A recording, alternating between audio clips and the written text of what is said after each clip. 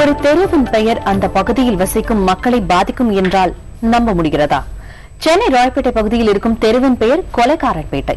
இந்த தெருவில் வசித்து வரும் மக்களின் வாழ்க்கையில் இந்த பெயர் எந்த அளவு பாதிப்பை ஏற்படுத்தி வருகிறது என்பதை இப்போது பார்ப்போம்.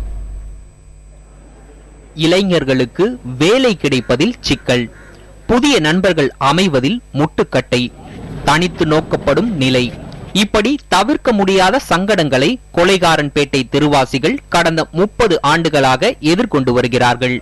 இதற்கு காரணம் அவர்களது முகவரியில் இருக்கும் இந்த தெருவின் பெயர்தான். சென்னை ராயப்பேட்டை பகுதியில் இருக்கும் இந்த கொலைகாரன்பேட்டை தெருவில் சுமார் 300 குடும்பங்கள் வசித்து வருகின்றன.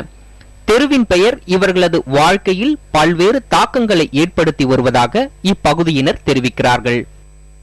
கொலைகாரன்பேட்டை என்ற பேர் எங்களுக்கு ஒரு இந்த இதுவா இருக்கு. அது நார்மலா ஒரு நல்ல பேர்ல இருந்துச்சுன்னா எங்களுக்கு எல்லாம் பெனிஃபிட்டா கிடைக்கும். இந்த வெரிஃபிகேஷன் எந்த வெரிஃபிகேஷன் வரும்போது, லோன் வெரிஃபிகேஷன் வரும்போது கூட இந்த அட்ரஸ்ல இருக்கும்போது எந்த பெனிஃபிட்டும் எங்களுக்கு கிடைக்கிறது இல்லை. கொலைகாரன்பேட்டை என்ற பெயரை மாற்றக் கோரி பலமுறை சென்னை மாநகராட்சி அதிகாரிகளிடம் முறையிட்டும் எந்த நடவடிக்கையும் இதுவரை எடுக்கவில்லை என்று இந்த பகுதி மக்கள் குற்றம் சாட்டுகின்றார்கள்.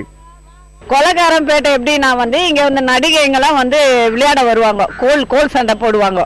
அது கோல் சண்டைன்னு சொல்றதுக்கு பதிலாக கொலைகாரன்பேட்டைன்னு போட்டுட்டாங்க.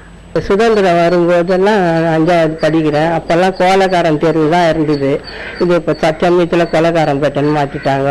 அது எங்களுக்கு ரொம்ப அசிங்கமாகுது. எங்களுக்கெல்லாம் பரவாயில்ல, எங்கள் பசங்கள்லாம் பள்ளிக்கூடத்துக்கு போகணும், அது அட்ரஸ் கொடுக்கும்போது அது கேவலமாக இருக்குது எங்களுக்கு. பஸ்ஸுலேயும் எங்களுக்கு கேவலமாக கொலைகாரன்பேட்டை வந்துடுது, பக்கத்தில் போலீஸ் ஸ்டேஷன் இருக்குது, ஆஸ்பத்திரி இருக்குது, இறங்கி வாழ்றாங்க. அது எங்களுக்கெல்லாம் ரொம்ப தெருவின் பெயரை மாற்றுவது எளிதான காரியமில்லை என்று சொல்லும் மாநகராட்சி அதிகாரிகள் இது குறித்து இன்னும் சரியான விளக்கம் அளிக்க மறுக்கின்றனர்.